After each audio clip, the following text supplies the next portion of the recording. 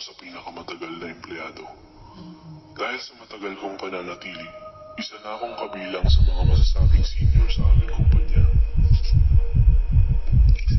Madami naman talagang hindi nagtatagal sa ganitong larangan. Hindi naman dahil sa salbahe ang amo namin, pero pili lang talaga ang tumatagal sa pagiging cleaner. Bukod sa hindi madaling maging cleaner sa bansang ito, talaga nga namang napakabigat ang aming trabaho, lalo na tuwing tag-araw. Ang masasabi ko lang, hindi ito para sa mahina ang loob. Hindi lang tiyaga at pasensya ang kailangan, kundi lakas ng loob at panalangin sa Diyos.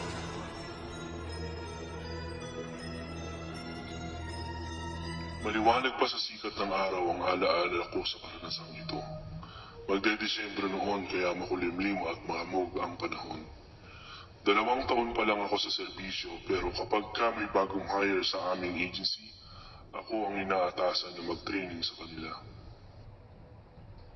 Ang pangalan ng kasama ko noon ay Gladys.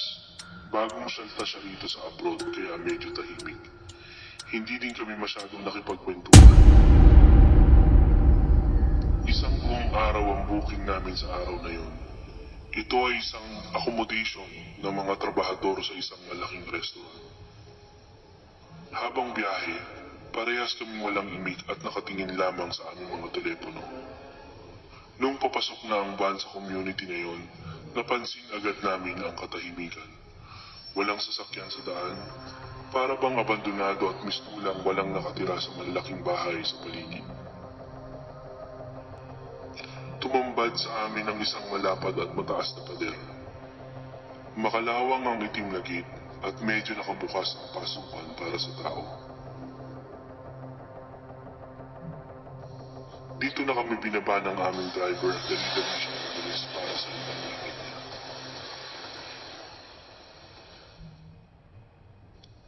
Nakakabinging katahimikan ang naririnig namin sa kalsada pag alis ng aming sasakyan. Sabi ng aming agency, wala daw tao sa villa. Pwede daw kami magsimula agad sa aming pagdating. Pagpasok namin sa itim na gate, nakita namin malaki ang villa. Walang halaman at damo sa harap nito at medyo may kalumaan na. Walang halaman at damo sa harap nito at medyo may kalumaan na. Naiwang bukas ang harap na pintuan kaya kami kaagad papasok. Malamig ang loob ng bahay dahil pinabayaang naka-on ang aircon. Amoy mo agad na naninigarilyo ang mga nakatira dito. Unang tumambad sa amin ang malawak na salas, tanawang kusina mula sa pintuan. Mayroong malaking divider na naghahati sa salas at malaking open kitchen.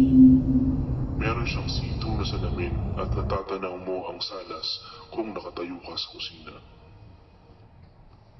Sa panahong iyon, marami na akong nabisita at nalinis na mga villa at mga apartment. Kakaiba agad ang aking nararamdaman.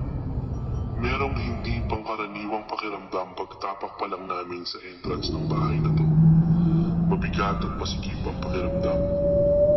Dahil sa bago pa lang ang aking kasama, kailangan kong gumawa ng paraan para tumaas ang aming mga moral. Medyo excited si Gladys noon dahil bagong issue ang kanyang uniforme. Itim ang suot naming uniforme dahil mukha itong professional sa mga kliyente at hindi madaling mamantsahan. Dahil sa walang tao sa villa, agad kong inilabas ang aking telepono at nagpasyang mag-selfie-selfie. Dahil sa kailangan din naman naming ipadala ang mga litrato sa opisina, madalas kasi kaming hinga ng update kung sakaling meron silang ibang instruction na kailangan ipagawa. Nung nakuna na namin ang sala at kusina, nagpasya na kaming simula ng aming trabaho. May kalakihan ng villa at kailangan naming planuhin ang aming gagawing paglilinis.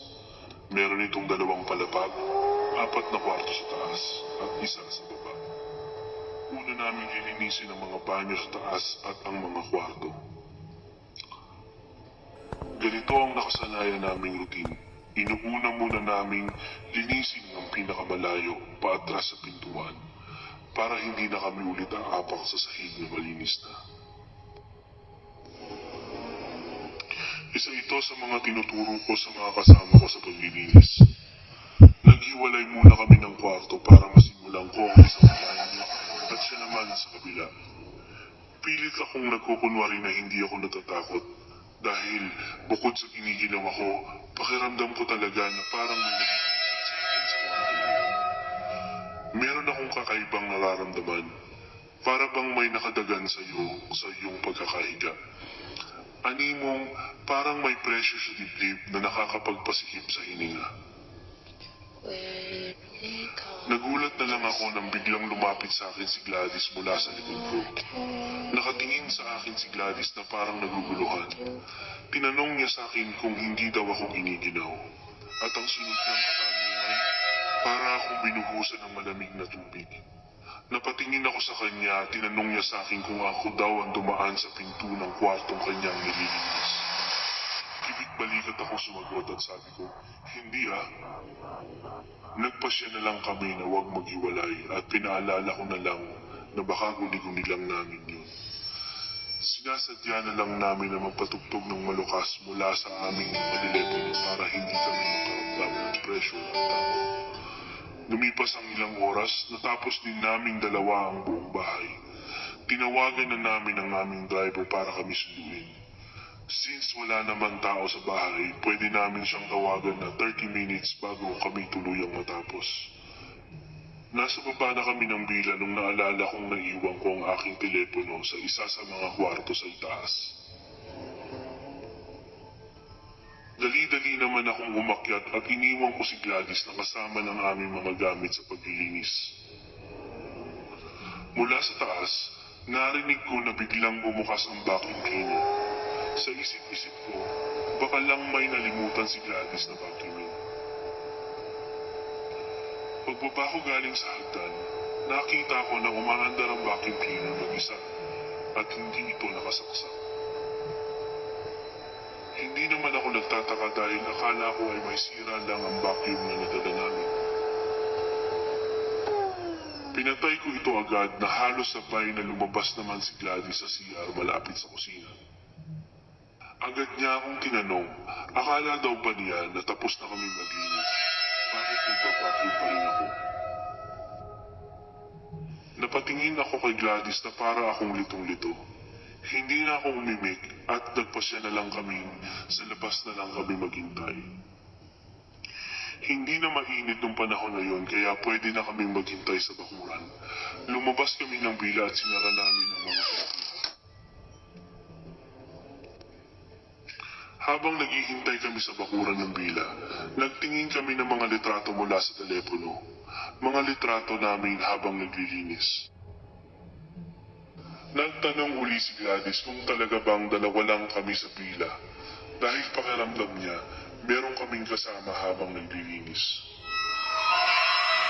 Pinagabutan talaga ako ng gusto dahil nagtaasan ang mga buhok ko sa batok nung may nakita akong babaeng nakasuot ng puti. Siya ay nakatayo sa salamin na tanaw sa kusina.